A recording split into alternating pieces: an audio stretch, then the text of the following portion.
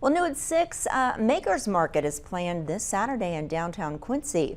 The fourth annual event will take place on 6th Street this year. Construction will not be in the way of attendees. The market features local vendors and businesses that showcase their goods. The event tends to attract visitors and boost business in the district as well.